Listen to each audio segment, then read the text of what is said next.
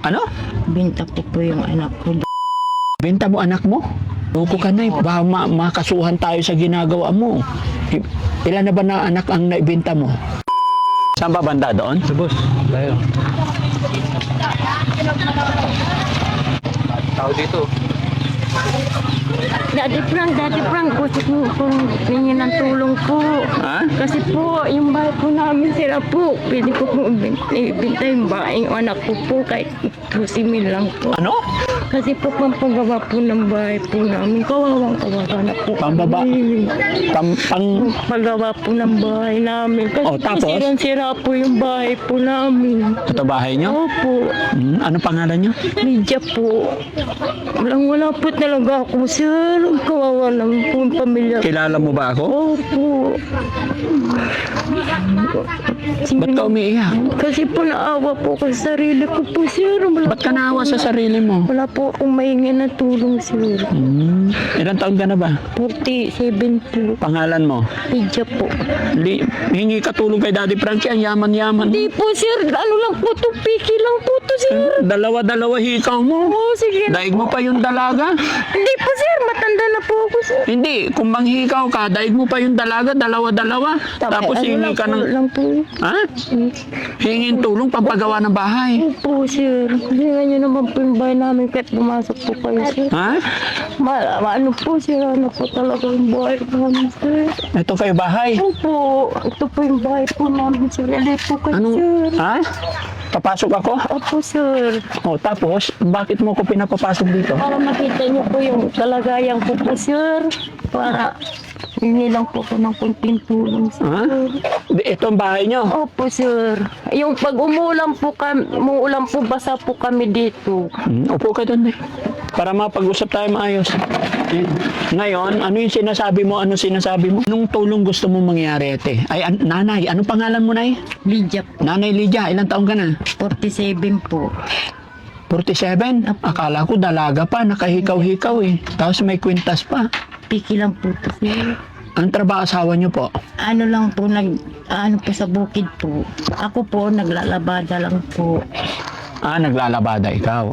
Oo, ngayon, hinarang mo si Daddy Frankie para... Hingi po ako ng tulong. Anong tulong gagawin ko? Tapos, Daddy Frank, pwede po, ano ko yung anak ko. Kahit 12,000 lang po. Ano? Binta ko po. Ano? Binta ko po yung anak ko doon. Ibenta mo anak? Para may paggawa ko lang po yung bahay na. Ibenta mo anak mo? Kung pwede lang po. Patay tayo dyan, makakasuhan tayo niyan. Bawal yun, nay. Ibibenta yung anak mo, apo mo, hindi kita maintindihan. Sabi, Anak ko po. sigurado ka anak mo? Opo. Ilang taon? 3 po. Babae, lalaki? Lalaki po. Bakit mo ibibenta? Sa kahirapan po. Kaya ko ibibenta yung anak ko po. Ibibenta mo bahay mo. Nalilito ka na. Hindi, bata po. Ibibenta mo yung po. anak mo. Opo. Para pagawa ng bahay. Opo, kahit 12,000 lang. Anong kahit 12,000? Nilalanglang mo yung 12,000? Ganun na ba ang presyohan ng bata ngayon? Loko ka na eh. Baka makasuhan tayo sa ginagawa mo. Ilan na ba na anak ang naibenta mo? Ayan pa lang po. Ibibenta mo. Opo. Bakit mo naman naisipang Kasi po, wala na po akong alam na maingi na tulong po. Kaya yun ang iniisip ko po, maibenta po yung bata ko. Malakas Wala ka. talaga po. Wala talaga. Opo. Kasya na yung 12,000 pang pagawa ng bahay. Okay lang po. Pang ano lang po sa dingding. Basta ano lang po. Tapos mawala na yung anak mo. Okay lang po. Ganun ba yun? Titikisin ko na lang po. Bakit yun ang naisip mong paraan? Maraming pwedeng paraan. Wala po akong alam na paraan na po, sir. Tapos tawag niya pa sa akin dito, Marisol po. Bakit Marisol? Sabi kasi nila, palagi ako nagsusulo-sulo. Sulsul ka ba dito? Hindi po. Hindi ka naman tatawagin Marisol kung hindi ka sulsul. Kaya nga po eh. Pero sabi nila, ano daw po ako eh, marites din. Marites ka din. Opo. May mukha naman eh. Kaya nga po eh. Oh, tapos Marisol, Opo. ikaw gumagawa ng kasulsulan dito. Opo daw. Ano nangyari din sa kapitbahay ninyo? Yung buntis? Nag-away-away sila. Yung buntis po, lumapit sa akin. Oh, Tinulungan ko po, sir. oh, tapos? Dinala ko po sa ospital kasi No. manganganak. Wala po siyang kamag-anak po dito. Wala siyang kamag-anak. Po. Naawa din po ako kaya ako tinulungan ko po siya kahapon. Mm. Iniwan ko yung anak kong maliit. Mm. Yun po. Bakit nanginginig yung kamay mo? Pasma po. Hindi talaga titigil? Gaganyan-ganyan? Marisol ka talaga. No, baka napasma ka Kakadaldal. kakadaldal. Madaldal ka ba dito? Daldal daw. Madaldal po ako dito. Bakit?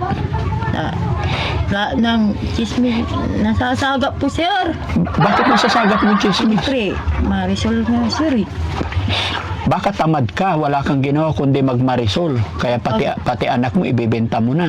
Kaya nga po, sir. Alam ng asawa mo yan, na ibebenta mo yung anak mo. Sasabihin ko lang po, sir. Hindi niya alam po. Ay, hindi pwede. Baka pagdating dito, aawahin ka niya. Wala na akong yun na lang po yung parang ko, ibinta ko yung anak ko eh. Ha? Yun po. Hindi ba pinaghirapan ninyo yan? Ang hirap gawin yung bata? Alam ko po.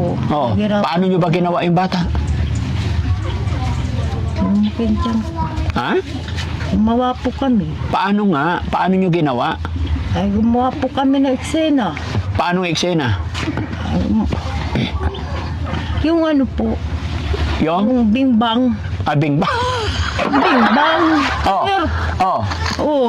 Wala buo. Oh. Ngayon, wala na ako may pakain. Kaya, binibinta ko na sa inyo, sir. Ibebenta mo talaga? Seryoso ka? Opo, sir. Walang bawian. Opo, sir. Grabe ka na eh. Ibibenta mo sa akin? Pangalawang nangyari na ito mga kababayan, saan yung lugar nung sa dam site, may nagbenta na rin sa akin. Kaya lang yung benta nila sa akin noon, 1.5 lang. Ito naman ibang klase, 12,000 ang mahal. Ha?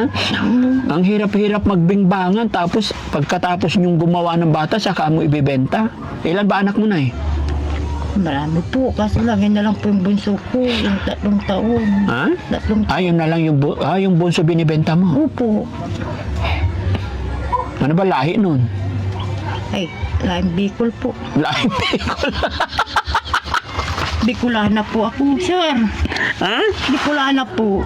Loko to. Hindi ko alam mga kababayan kung matatawa ako dito o maawa ako sa pinagsasabi. Hindi ko alam kung maniniwala ako sa iyo na o ano eh.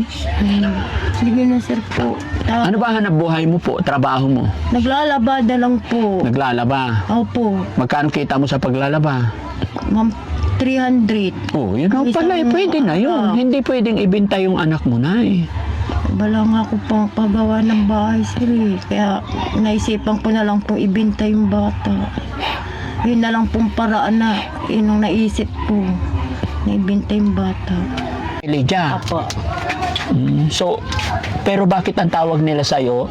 Marisol. Kasi po nga, lahat ng kilos nila nasusubaybayan ko. Bakit mo kasi binabantayan ang buhay nila, hindi yung sarili mong buhay? Yung kapitbahay nga namin din eh. Alam ko nangyayari. Namaritis ko sila. Bakit mo ano nangyari sa kapitbahay mo? Eh, yung kapitbahay namin nawalan ng pagkain daw. Nagagalit. Oh, ba't nagagalit? Yun.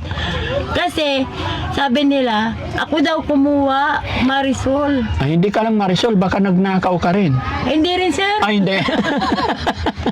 Ayun Marisol lang talaga. Marisol lang talaga, sir.